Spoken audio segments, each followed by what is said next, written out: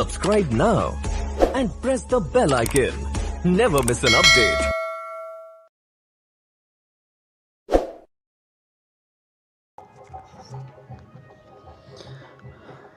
Welcome to Swatantra online classes. दोस्तों Swatantra online class पर एक बार फिर से आप सभी का स्वागत है। दोस्तों इससे पहले इसी चैप्टर का जो हमारे बाल विकास के सिद्धांत हैं, इसका एक वीडियो और अपलोड हो गया है। तो अगर आपने अभी तक वो वीडियो नहीं देखा है तो आप कृपया करके पहले वो वाला वीडियो देख लीजिएगा, इसके बाद ये वाला वीडियो देख लीजिएगा, जिससे आपको क्रम वाइज सभी जो सिद्धांत हैं अभिवृद्धि एवं विकास के सिद्धांत वो समझ में आ जाएंगे। साथ ही साथ आप अगर हमारे चैनल पर नए हैं तो आप हमारे चैनल को सब्सक्राइब कर लीजिएगा और उसके बगल में जो घंटी होती है इसको प्रेस कर दीजिएगा, जिससे कि अगली बार जब हम नया वीडियो अपलोड करेंगे तो इसका आपको नोटिफिकेशंस समय पर मिल जाएगा। ठीक है, तो दोस्तों नमस्कार। देखिएगा, ये जो पहला सिद्धांत है, विकास की प्रकृति आश्रितता से स्वायत्तता की ओर होती है। देखिए दोस्तों हमारा अगला सिद्धांत है विकास की प्रकृति आश्रितता से स्वायत्तता की ओर होती है। ठीक है दोस्तों, देखिएगा कि किस तरह से प्रकृति आश्रितता से स्वायत्तता की ओर होती है। दोस्तों देखिए, जन्म के समय बालक को हम देखते हैं कि ये पूर्णतः माता पिता पर निर्भर रहता है, पूर्णतः माता पिता पर निर्भर रहता है। अपनी हर छोटी से छोटी क्रियाओं के लिए बच्चे को अपने माता पर आश्रित रहना पड़ता है, स्पेशली माता पर तो अधिक आश्रित रहना पड़ता है। ठीक है, क्योंकि बच्चा 3 महीने में तो सबसे पहले बच्चा माता को पहचानता है, और बच्चा जब 3 महीने का हो जाता है तब बच्चे अपनी माता को पहचानने लगता है। जन्म के समय एक बच्चे का जो भार होता है वो 7.5 पाउंड से 8 पाउंड तक होता है, समथिंग 3.5 किलो से आप 4 किलो तक इसको बोल सकते हैं। ये बच्चे के ऊपर डिपेंड करता है कि बच्चा जब जन्म हुआ है तो ये, लेकिन ये मैक्सिमम वज़न होता है कि 3 किलो से 4 किलो के में। ठीक है, 7.5 पॉइंट से 8 पॉइंट के में। तो दोस्तों देखिएगा, जैसे कि बच्चे को मलमूत्र का त्याग करना है, ठीक है, के अतिरिक्त कोई कार्य नहीं कर सकता बच्चा। बच्चा जब जन्म के बाद हम देखते हैं कि बच्चा क्या करता है वह मलमूत्र त्यागने के अलावा और कोई भी कार्य नहीं कर सकता है। ठीक है, परंतु जैसे जैसे उसकी वृद्धि एवं विकास होता जाता है वह अनेक कार्य स्वयं करने लगता है। ठीक है दोस्तों, अगर बच्चे को भूख लगती है या उसको प्यास लगती है तब भी बच्चा जन्म के बाद अपने स्वयं से उसकी पूर्ति नहीं कर सकता है। ठीक है, उसके लिए भी उसको अपनी माता पर निर्भर रहना पड़ता है। उसकी भूख जब तक नहीं मिट सकती जब तक कि उसकी माता उसको दूध ना पिला दे। ठीक है, जैसे जैसे उसकी वृद्धि एवं विकास होता जाता है वैसे वैसे बालक स्वयं अपने कार्यों को करने लगता है। जैसे जैसे बालक स्वयं अपने कार्यों को करने लगता है। दोस्तों मैं आशा कर रहा हूँ कि आपको ये नियम सभी समझ में आ रहे होंगे। ठीक है, और आप इस वीडियो को एक बार और देख लीजिएगा। एक बार देखने के बाद तो इससे आपको ये जो नियम हैं, ये जो सिद्धांत हैं, ये बहुत ही अच्छी तरह से समझ में आने वाले हैं। ठीक है दोस्तों, नेक्स्ट देखिएगा दोस्तों, वर्तुलाकार विकास का सिद्धांत।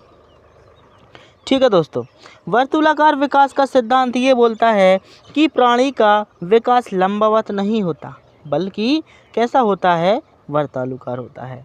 दोस्तों देखिए, किस तरह से वर्तालुकार होता है वो मैं आपको बताता हूँ। लंबवत ना होकर वर्तालुकार होता है।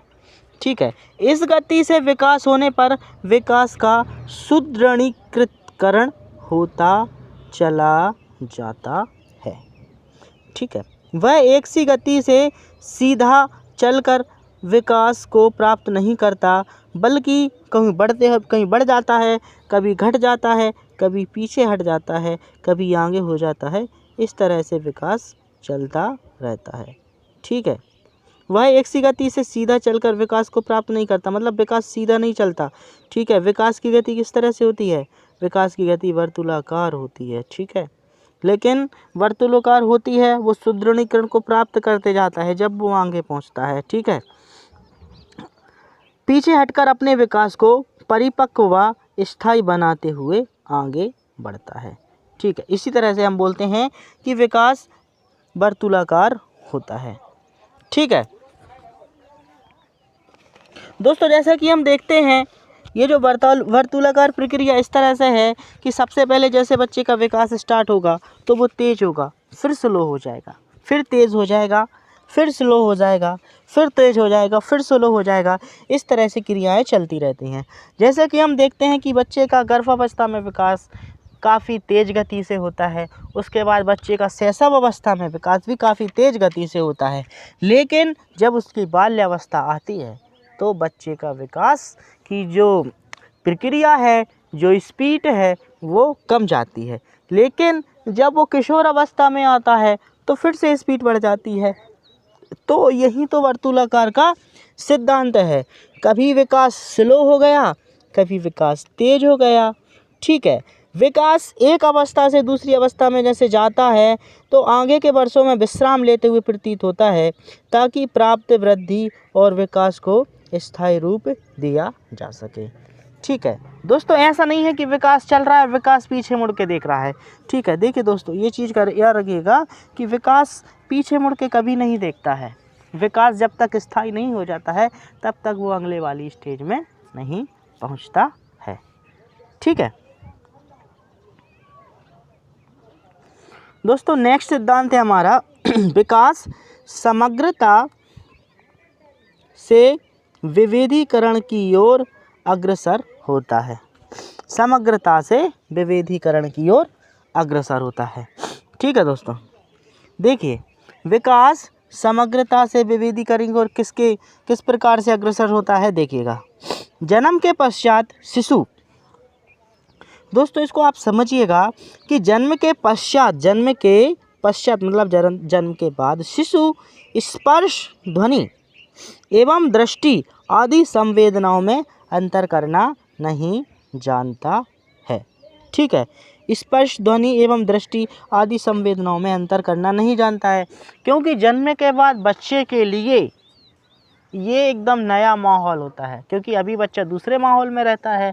ठीक है, बच्चा माता के गर्भ के अंदर रहता है, और जब बच्चे का जन्म होता है तो बच्चा एक नए वातावरण में आता है, और इस वातावरण में उसको क्रियाएं करने के लिए, इसके साथ सामंजस्य करने के लिए कुछ समय लगता है।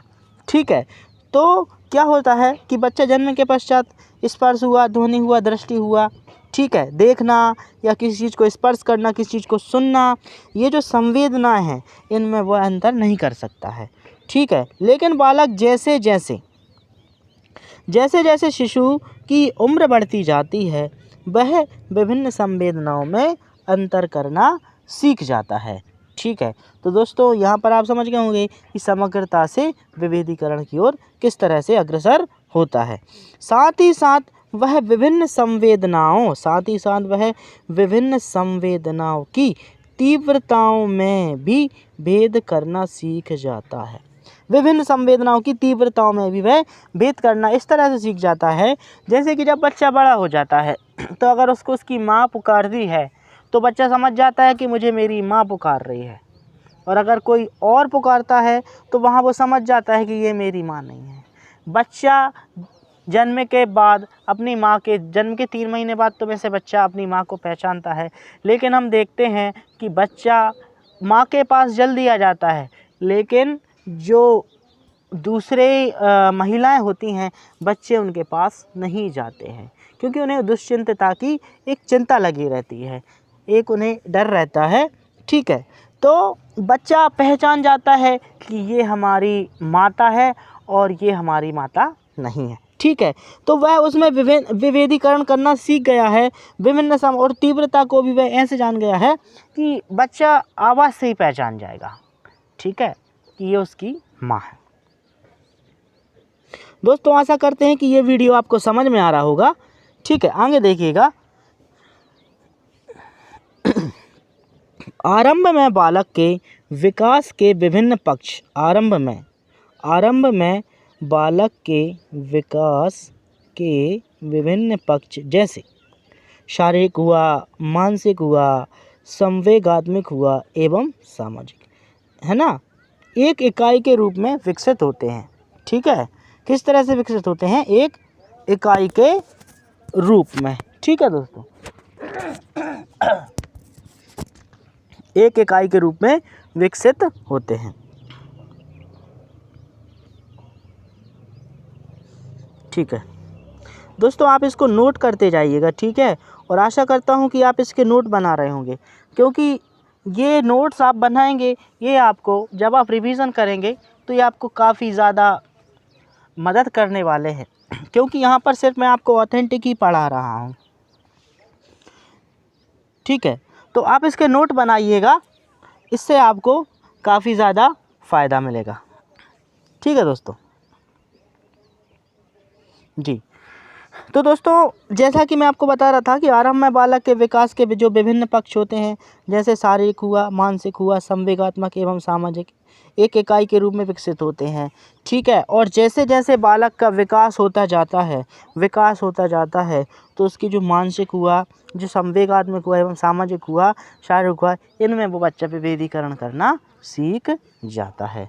ठीक है, जब तक संवेगात्मक विकास नहीं हो सकता, ठीक है,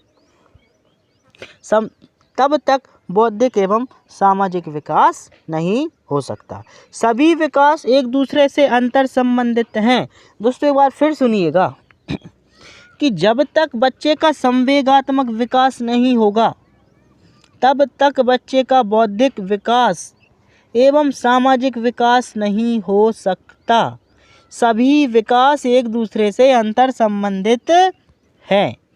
बालक क्रमशः पास एवं दूर, चिकना एवं खुरदरा इत्यादि की पहचान एवं क्रमशः भेद करना सीखता है तथा विकास के विभिन्न पक्ष स्वतंत्र रूप से विकसित होना प्रारंभ कर देते हैं।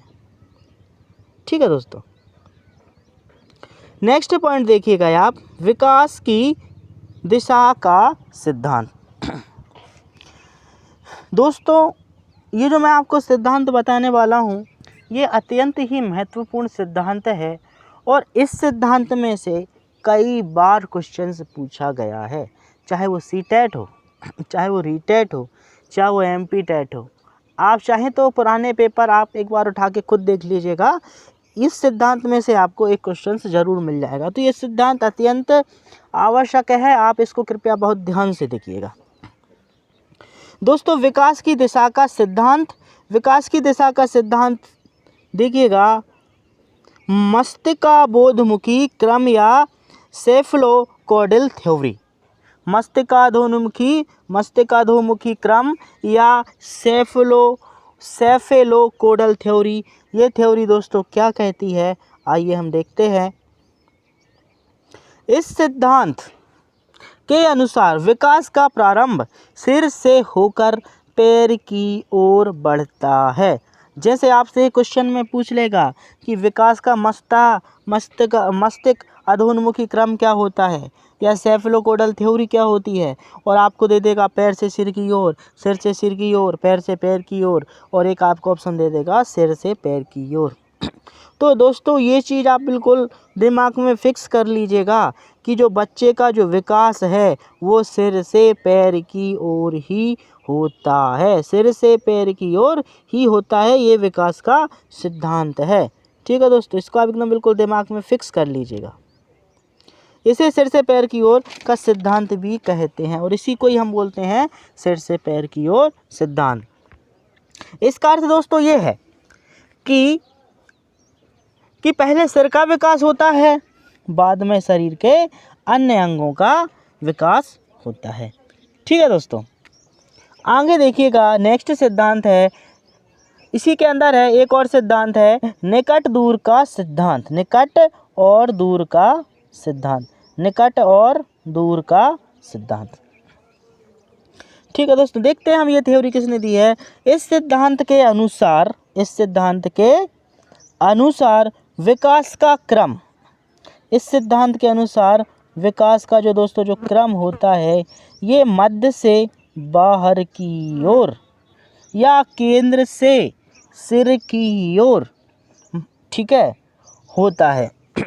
दोस्तों एक बार फिर से सुनिएगा, इस सिद्धांत के अनुसार विकास मध्य से बाहर की ओर, मध्य से बाहर की ओर मतलब बच्चे का सेंट्रल से लेकर बाहर की ओर, केंद्र से सिर की ओर, क्या केंद्र से परिधि की ओर, ठीक है, केंद्र से परिधि की ओर, ठीक है। ये जो सिद्धांत है विकास इस तरह से चलता है, ठीक है, केंद्र से परिधि की ओर, केंद्र से सिर की ओर और मध्य से बाहर की ओर, ठीक है दोस्तों। विकास ऊपर से नीचे की ओर तथा मध्य से बाहर की ओर होता है, अर्थात पहले सिर का तथा अंत में पैर की उंगलियों का विकास होता है। ठीक है दोस्तों, ये डायग्राम आप देख लीजिएगा। देखिए सबसे पहले सिर का विकास होता है और सिर के विकास से इस तरह देखिए ये जो विकास होते जाता है, ये जो बालक का विकास की सिद्धांत है। ये बालक के विकास की दिशा ऊपर से नीचे तथा मध्य से बाहर की ओर होती है, ठीक है दोस्तों।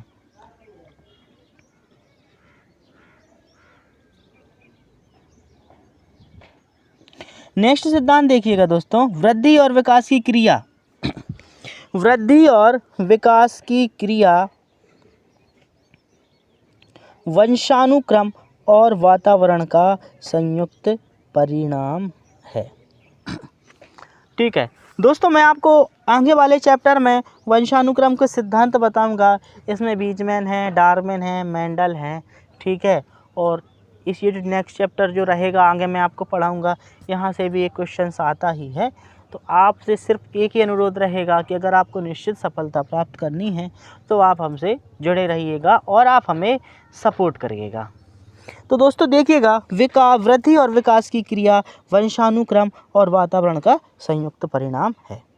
देखिए दोस्तों, वृद्धि और विकास की प्रक्रिया में जहाँ, दोस्तों बहुत ध्यान से समझिएगा कि वृद्धि और विकास की प्रक्रिया में जहाँ वंशानुक्रम, ठीक है दोस्तों, जहाँ वंशानुक्रम, जहाँ वंशानुक्रम, जहाँ वंशानुक्रम, ठीक है। वंशानुक्रम बुनियाद का कार्य करता है। वंशानुक्रम क्या काय का कार्य कर रहा है दोस्तों? बुनियाद, मतलब बुनियाद का कार्य कर रहा है, ठीक है, का कार्य करता है। वहाँ वातावरण इस बुनियाद पर बनाए जाने वाले व्यक्तित्व संबंधी भवन के लिए आवश्यक सामग्री एवं वातावरण जुटाने में सहयोग करता है, ठीक है दोस्तों। तो वंशानुक्रम बुनियाद का कार्य कर रहा है और वातावरण क्या कार्य कर रहा है कि ये जो बुनियाद है इस पर बनाने वाला जो भवन है, व्यक्तित्व संबंधी जो भवन है, जो मकान बन रहा है, इसके लिए जो भी आवश्यक सामग्री लगती है, जैसे एक मकान में जो भी आवश्यक सामग्री लगती है उसको सामग्री एवं वातावरण जुटाने में ये सहयोग देता है, ठीक है दोस्तों, सहयोग देता है। दोस्तों एक बच्चे के वृद्धि एवं विकास में वंशानुक्रम एवं वातावरण बहुत ही अधिक महत्व रखते हैं, क्योंकि बच्चे का जो विकास है वंशानुक्रम पर भी निर्भर करता है और वंशानुक्रम के अलावा वातावरण पर भी निर्भर करता है। और ये दोनों फैक्टर्स ऐसे हैं कि बच्चे के विकास पर 50-50% प्रभाव डालते हैं। जैसे एक मनोवैज्ञानिक है वाटसन, उन्होंने कहा था कि आप मुझे कुछ बच्चे ला के दे दीजिएगा, इन बच्चों में से मैं कुछ बच्चों को डॉक्टर, कुछ को चोर, कुछ को वकील बना दूंगा, ठीक है। और दोस्तों देखिए, आपने एक मोगली की कहानी तो सुनी होगी। मोगली जंगल में रहता है और वो जंगली जानवरों के बीच रहता है, और जब वो मिला मनोवैज्ञानिकों को या वहाँ के लोगों को, या एक मोगली जैसा बच्चा मिला था मनोवैज्ञानिकों को, तो उन्होंने बाद में उसके लिए काफ़ी प्रयास किए कि ये बच्चा पढ़ जाए या ये नॉर्मल वातावरण जैसी क्रियाएं करने लगे, लेकिन वो बच्चा जानवरों के ही माहौल में रहा था और जिस तरह से जानवर चलते हैं 2-4 पैरों से, हाथ और पैर के सहारे, वह भी वैसा चलता है। और उसके लिए कई प्रयास किए गए कि बच्चा नॉर्मली जो बच्चे हैं उन जैसी क्रिया करने लगे, लेकिन पाया गया कि असंभव रहा। तो दोस्तों यहाँ से तो बिल्कुल सिद्ध ही होता है कि वातावरण किसी बच्चे के विकास पर अत्यंत ही प्रभावित करता है। ठीक है।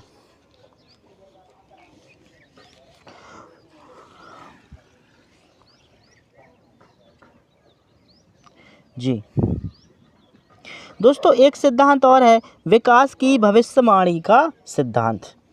ठीक है दोस्तों, देखिएगा, विकास की भविष्यवाणी का सिद्धांत। इस सिद्धांत के अनुसार जिस प्रकार बालक का विकास होता है उसे देखकर हम उसके भविष्य के बारे में बता सकते हैं, अर्थात भविष्यवाणी कर सकते हैं।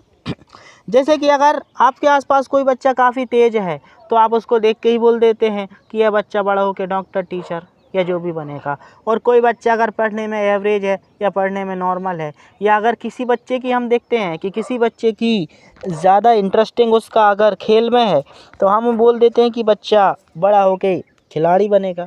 अगर किसी बच्चे की पढ़ाई में ज़्यादा दिमाग है तो हम बोलते हैं ये बड़ा होके वकील या कुछ भी बनेगा। तो ये होता है दोस्तों विकास की भविष्यवाणी का सिद्धांत। बालक के विकास को देखकर हम ये कह सकते हैं कि यह बच्चा बड़ा होकर क्या बनेगा या आगे भविष्य में ये कौन सा व्यवसाय चुनेगा। ठीक है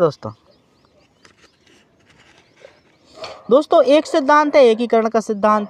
इसके अनुसार बालक पहले संपूर्ण अंगों को तथा फिर अंगों के जो भाग होते हैं इनको चलाना बच्चे सीखते हैं। ठीक है।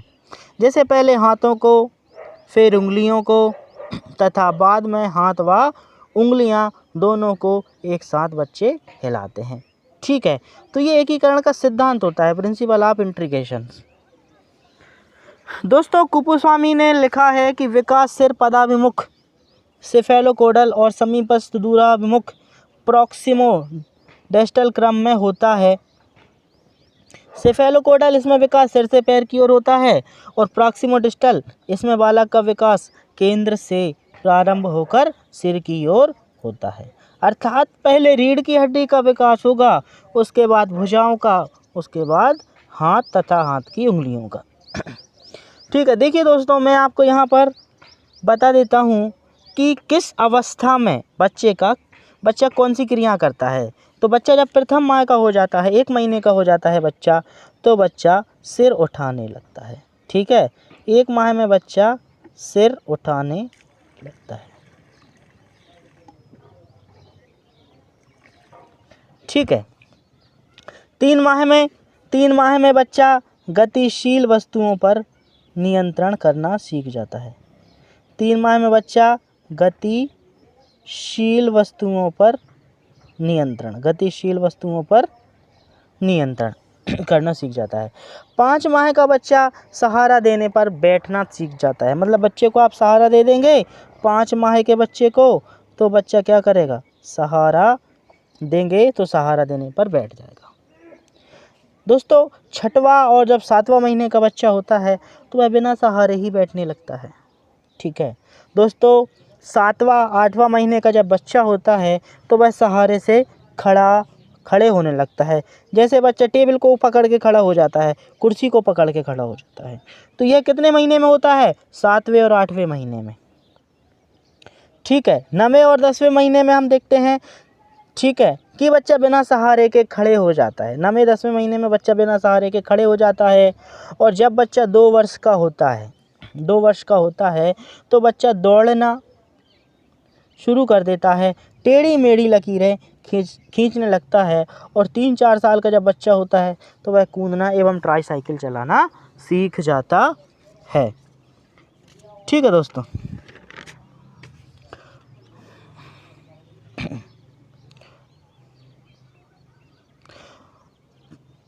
एक नेक्स्ट सिद्धांत देखिएगा, विकास सांस्कृतिक परिवर्तनों से प्रभावित होता है। बालक का विकास संस्कृति के परिवर्तन के अनुसार प्रभावित होता है।